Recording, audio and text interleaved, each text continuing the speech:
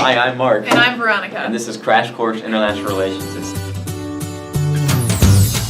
Today we're going to be talking about the relationship between Saudi Arabia and the United States. But first, let's talk about Saudi Arabia at a glance. Saudi Arabia, or officially the Kingdom of Saudi Arabia, is an Arab sovereign state in Western Asia, constituting the bulk of the Arabian Peninsula.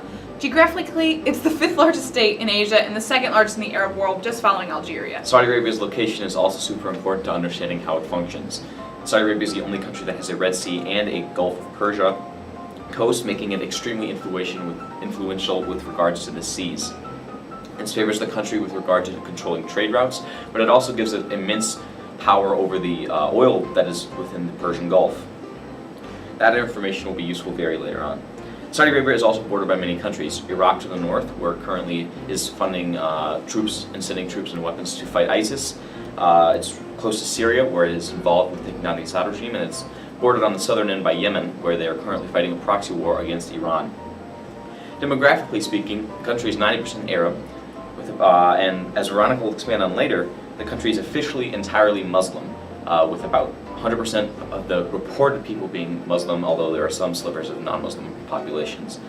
The country practices primarily Sunni Islam, and specifically a form of Wahhabism, which is an ultra-conservative sect of the Sunnism. The government of Saudi Arabia is a unitary Islamic absolute monarchy, meaning that power is greatly centralized to the leader of country, in this case the king. There is no official legislative or judicial systems, and there are no political parties or national elections permitted. The royal family virtually dominates this political system. Another notable aspect of Saudi Arabian political system is the requirements of the compliance of the king with Sharia law in the Quran, which is declared to be the country's constitution. Many people view the Saudi government as a totalitarian dictatorship supported by the lack of civil liberties and political freedoms within the country. Saudi Arabia is accused of having one of the worst track records when it comes to human rights in the world.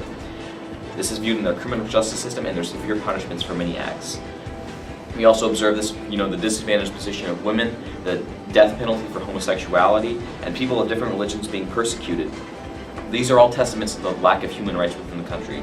That and the fact that Saudi Arabia is one of the very few countries that does not accept the United Nations Universal Declaration of Human Rights.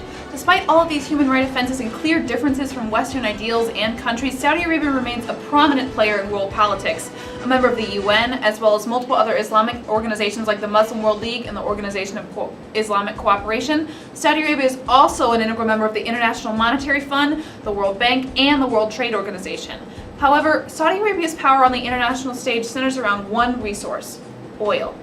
As mentioned before, Saudi Arabia's immense oil reserves and capacity to export oil from its many shores give them great power over the global economy. Almost every country is dependent on oil in some sort, and that gives immense leverage to the Saudis.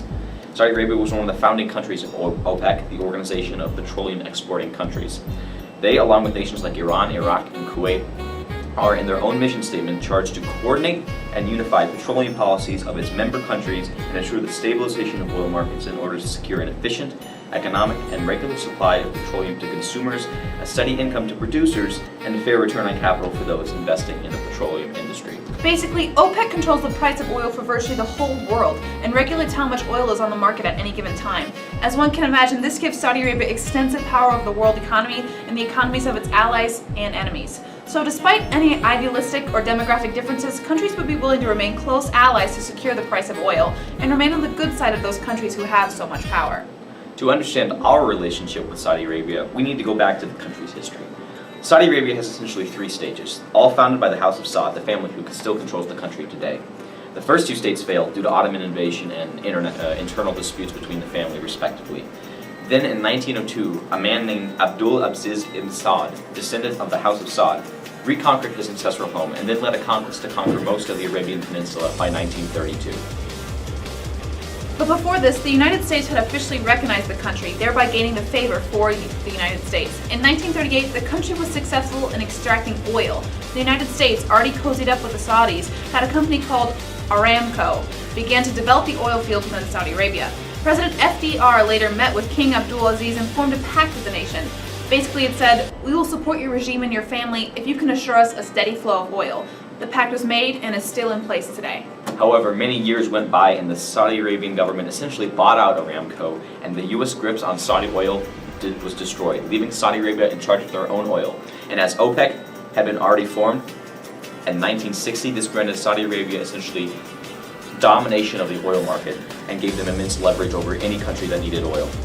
This was noted especially at home in 1973 when the Saudis throttled the price of oil and placed an embargo on Western countries for the Western countries' support of the Israeli state in the Yom Kippur War.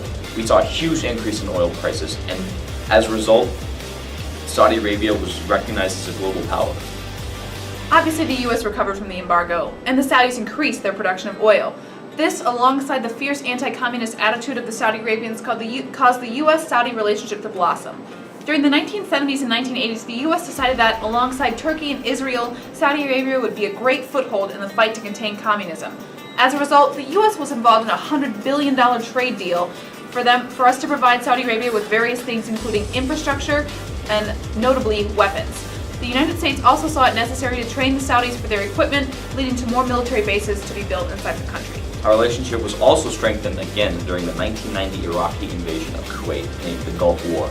The Saudis and the U.S. both opposed Saddam Hussein's regime and his invasion of Iraq, and so the United States provided troops and arms to fight against Saddam Hussein.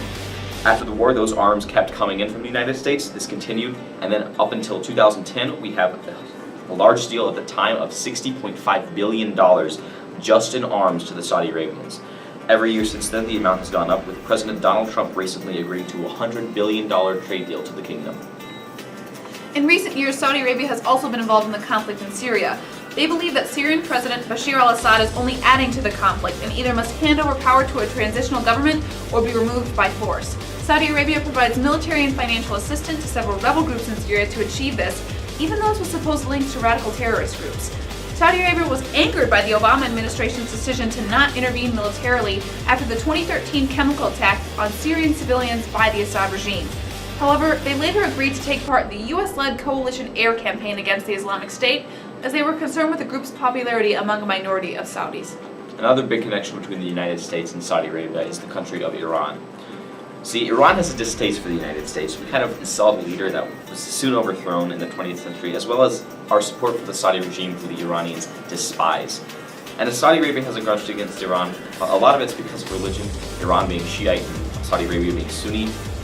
But it also has to do with oil. If you look in the Gulf of the Persian Gulf, you see a lot of offshore oil reserves, and the Saudi Arabians want that oil, but the Iranians do as well.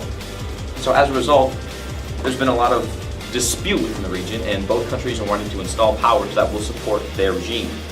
We see this in Yemen, where the two powerhouses are divulging tons of resources to maintain or just destabilize the regime, depending on if you're in Yemen or Syria, for instance. This is where the United States gets involved. The U.S. supports rebels in Syria and the government of Yemen. Both cases, we are on the side of Saudi Arabia and against Iran. However, the U.S. has also recently lifted sanctions on Iran and tried to becoming more accommodating to the country.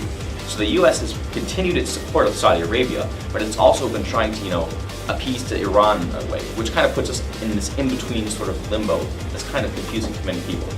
So what does the future hold for U.S. relations with Saudi Arabia? The current Trump administration seems to hold a future of continued alliance with the Saudis, as demonstrated in his most recent visit to the Middle East and the condemning of Iran. However, as time goes on in the conflict in Syria, as well as feuds in Iran and Yemen continue to heat up, differences in political interests may prove difficult to resolve between the United States and Saudi Arabia.